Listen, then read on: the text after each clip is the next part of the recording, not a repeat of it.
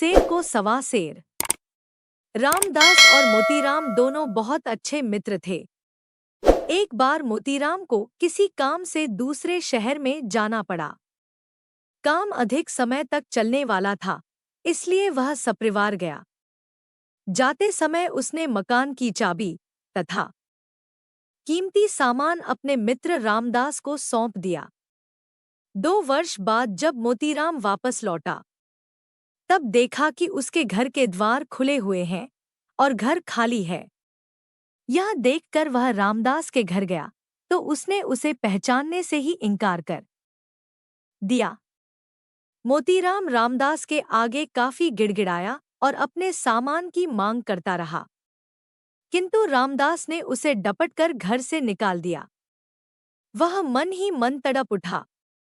उसे अपने दोस्त से ऐसी उम्मीद नहीं थी, किंतु जब दोस्त ने उसके साथ छल किया, तब उसने भी दोस्त को सबक सिखाने की ठानी और सीधे दरबार में जाकर बादशाह अकबर से शिकायत की।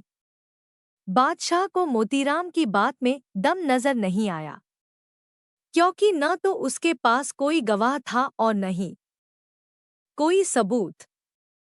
फिर भी बादशाह ने इस पर विश्वास किया कि शायद मोतीराम को न्याय मिल जाए, इसलिए यह मसला बीरबल को सौंप दिया।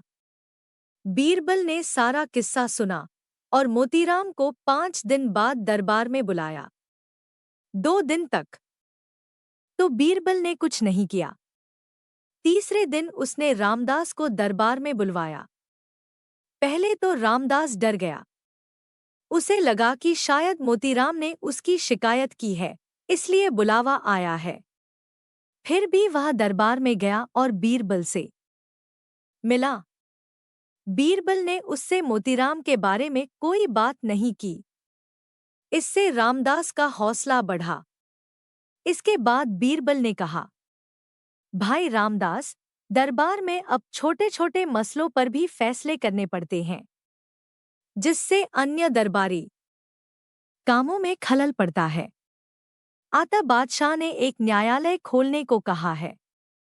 मैं सोच रहा था कि एक नया न्यायालय खोलकर उसका न्यायाधीश तुम्हें बना दूं, क्योंकि मैं अच्छी तरह से जानता हूं कि तुम ईमानदार भी बहुत हो।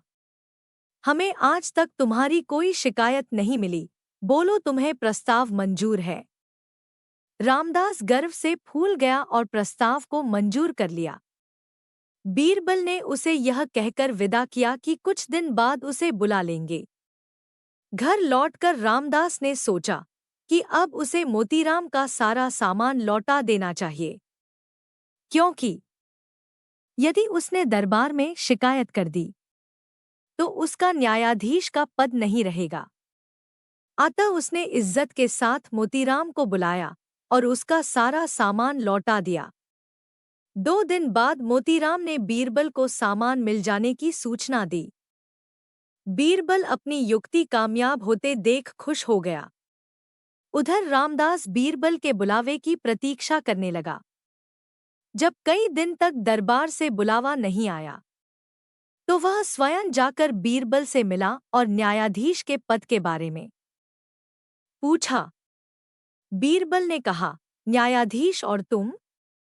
यह पद तो सच्चे और ईमानदार लोगों के लिए होता है, और तुम इस योग्य नहीं हो। तुमने तो अपने मित्र के साथ ही धोखा किया था। ऐसे में तुम क्या न्याय करोगे? तुम जा सकते हो। बीरबल की बात सुनकर रामदास का चेहरा उतर गया। उसे उसके किए का फल मिल गया था। बादशाह अकबर को भी पता चल गया था कि बीरबल ने मामले को सुलझा लिया है। वह बीरबल की चतुराई पर बेहद खुश हुए।